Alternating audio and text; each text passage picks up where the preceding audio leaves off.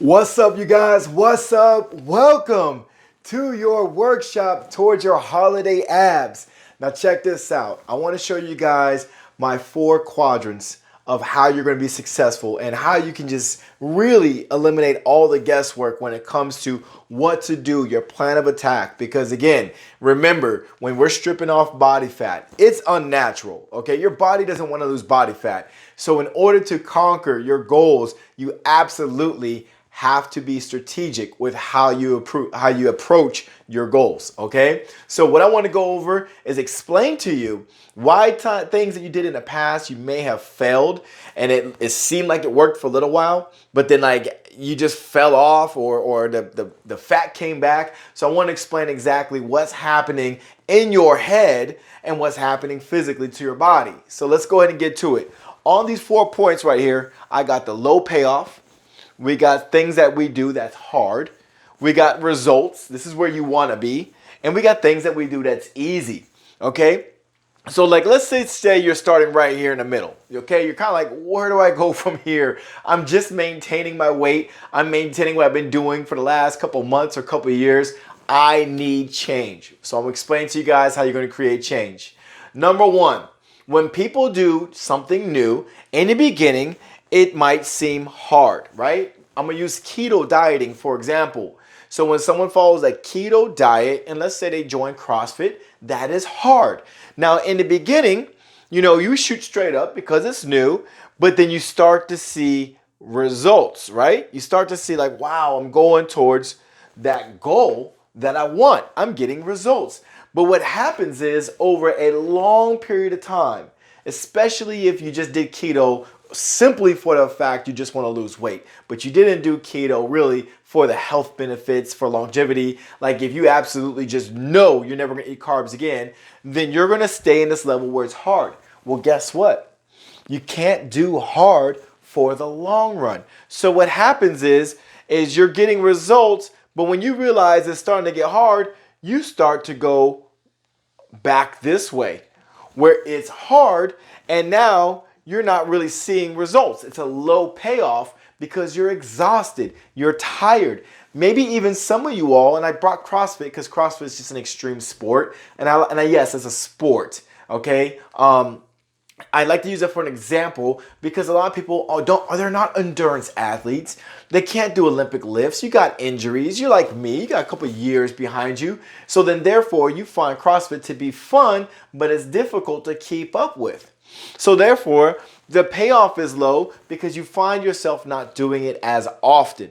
Okay? So is doing something that's hard, is it necessarily bad? No.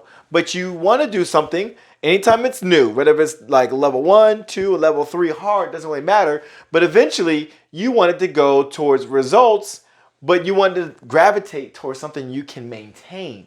That's the ideal level you want to go to. So it looks like it's a decline, right? Because eventually you want to do something that you can maintain for the rest of your life. It seems seamless.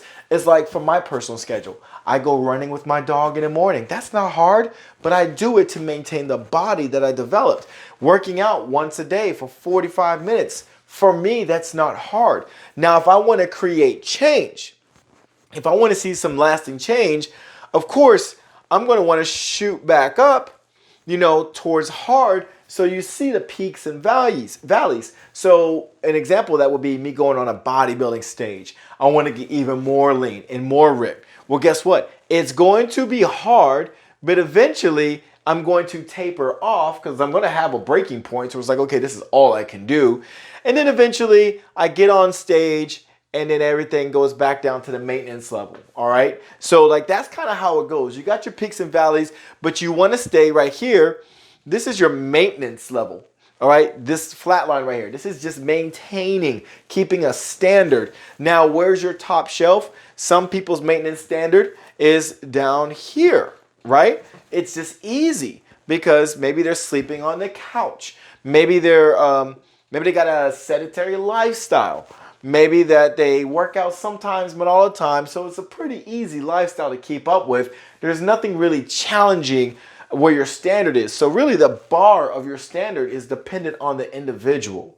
All right, so I'm trying not to lose you. But you're looking at this and you're like, Joe, but there's easy. Why can't I just go easy and get results? You definitely can.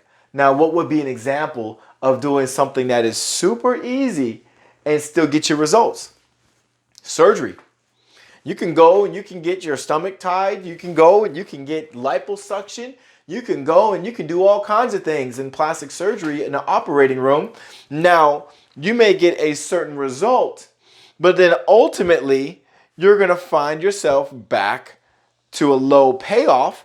It's going to take a big U-turn on you because if you don't change your habits, if you don't build muscle, if you don't eat right, well, then all that surgery and all those plucking and nipping and tucking that you did will be all for none. I'm not saying that's for everybody, but for most people that I've encountered, that's been the case. It's been the case. So what's ideal? Well, it's ideal is you got to think of it like when you're in the doctors and they hook you up and then they're checking your heart rate and you see the whole little like deet, deet, deet. It's showing that you have life. Okay, that's showing that throughout the year, you're not just maintaining, but you're also challenging yourself because we thrive off challenges. We are designed to get better, progression, and then we also enjoy the life of comfort, maintenance, maintaining. It's like going on a vacation. I'm telling you right now, it's hard going through TSA. And then you get on a plane and it's easy. And then it gets hard changing flights if there's a stop in between. And then it gets easy. But at the end of the day, you want to get to your result, which is your destination.